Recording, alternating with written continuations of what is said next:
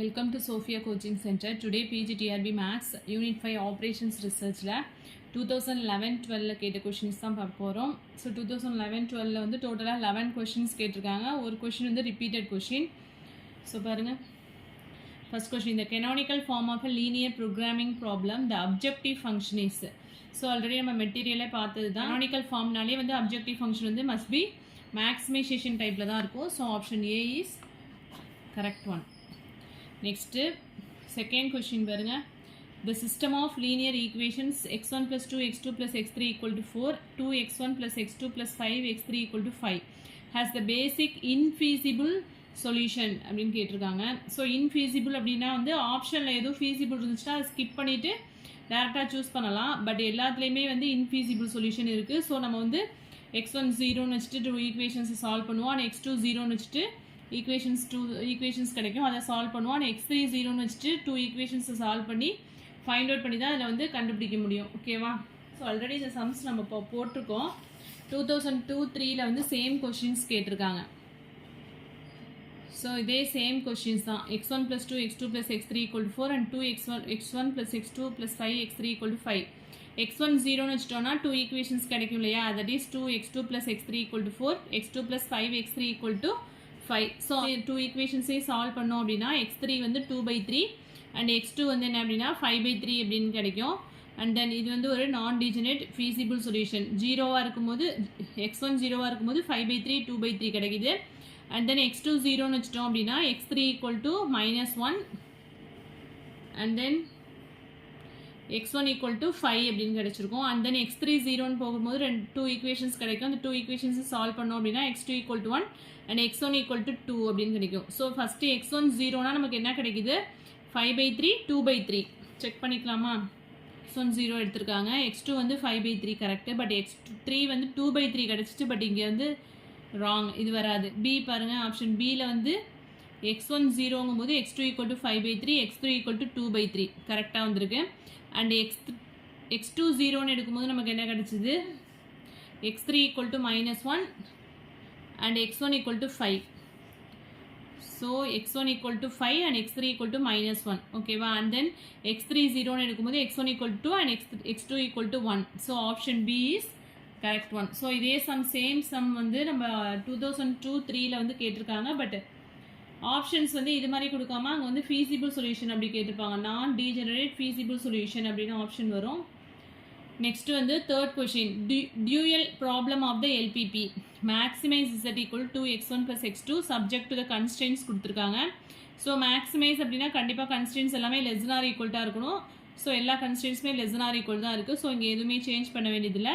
Objective function வந்து என்ன எழுதணும்? மினிமம் z அப்படின்னு எழுதணும். Minimum z equal to 10w1 plus 6w2 plus 2w3 plus w4 அப்படின்னு வரணும்.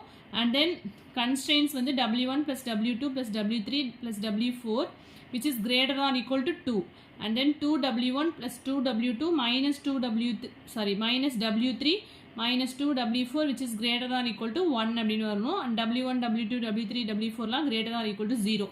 நம்மளுக்கு வந்து மினிமைசேஷனில் தான் இருக்கும். ஸோ இந்த ஆப்ஷன் ஏவும் ஆப்ஷன் பியும் மேக்ஸிமைசேஷனில் இருக்கிறதுனால இந்த 2 ஆப்ஷனையும் வந்து ஒமிட் பண்ணிடலாம்.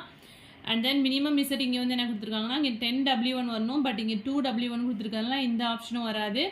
ஸோ நெக்ஸ்ட்டு வந்து என்ன அப்படின்னு சொன்னாக்க 10w1 plus 6 இந்த ஸ்டேஜ்லேயே நீங்கள் ஃபைண்ட் அவுட் பண்ணிட்டீங்க அப்படின்னா ஆன்சர் வந்து டக்குனு டிக் பண்ணிக்கலாம், மஸ்தெல்லாம் செக் பண்ண வேண்டியதில்லை.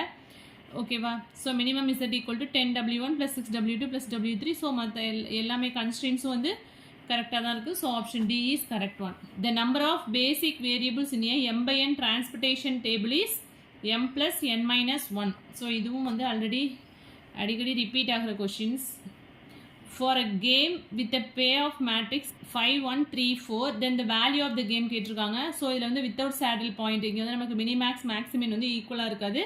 ஸோ நம்ம வந்து என்ன வேல்யூ ஆஃப் த கேம் எப்படி ஃபைண்ட் அவுட் பண்ணணும்? கிராஸ் மல்டிப்ளை பண்ணலாமா? 5 4s are 20 minus 3 1s are 3 divided by 5 plus 4 9 minus 3 plus 1 4. So we can get 20 minus 3 17 divided by 9 minus 4 5. So option D is correct one. And then next, in pure BUT process அப்படிங்கும்போது only arrivals மட்டும் தான் consider பண்ணுவோம். So only arrivals are counted, no departure takes place. So option A is correct one. MG1 queuing system involves என்ன அப்படின்னா single server 1 இங்கே இருந்தனாலே இது வந்து single server. So multiple server வராது. ஆப்ஷன் ஏ வராது, ஆப்ஷன் சியும் வராது. இங்கே நோ சர்வர் கொடுத்துருக்காங்க, இங்கே மல்டிபிள் சர்வர் கொடுத்துருக்காங்க. ஸோ ஆப்ஷன் பி பாருங்கள், single server correct. And then எம்னாலே Poisson arrival and general time distribution. ஓகேவா, இங்கே வந்து பைனாமியல் அரைவல் அப்படின்னு கொடுத்துருக்காங்க. பைனாமியல் அரைவல்லாம் நம்மளுக்கு கிடையாது. So option B is correct one. Next, in an economic order quantity problem with no shortages, the lead time வந்து என்ன அப்படின்னு சொன்னாக்க 0. Option D is correct one. Let M1 and M2 be the maintenance cost in the n+1th year and nth year respectively. Let T1 and T2 be the average total cost in the nth year and the previous year respectively. Then replace the equipment at the end of n years using optimal replacement policy. So replacement policy படிச்சிருக்கோம் இல்லையா, அதை base பண்ணி இந்த questions கேட்டிருக்காங்க. இதுக்கு வந்து என்ன அப்படின்னா M1 வந்து greater than T1 இருந்தது அப்படின்னா, அதாவது மெயின்டெனன்ஸ் காஸ்ட் வந்து which is greater than average total காஸ்ட்டாக இருந்தது அப்படின்னா நம்ம வந்து என்ன பண்ணணும்னா அங்கே வந்து ரீப்ளேஸ் பண்ணுவோம். அதே மாதிரி M2 maintenance cost which is less than average total காஸ்ட்டாக இருந்தது அப்படின்னா அப்போ வந்து என்ன அப்படின்னா ரீப்ளேஸ் பண்ணுவோம். ஸோ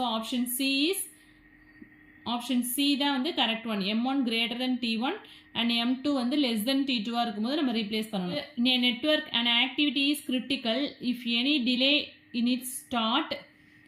டிலே வந்து என்ன பண்ணோம் அப்படின்னா will cause further delay in a completion of the project. So நெட்ஒர்க்லேயே பார்த்துருக்கோம் மெட்டீரியல் இது. So option C is correct one. And 11th question வந்து எப்போவுமே ரிப்பீட் ஆகிற கொஸ்டின் T0 + 4Tm + TP/6. ஓகேவா, ஸோ இதில் எதுவும் டவுட்ஸ் இருந்தது அப்படின்னா கமெண்ட் செக்ஷனில் கமெண்ட் பண்ணுங்கள். என் வீடியோ பிடிச்சினா லைக் பண்ணுங்கள், ஷேர் பண்ணுங்கள், சப்ஸ்கிரைப் பண்ணுங்கள். தேங்க்யூ.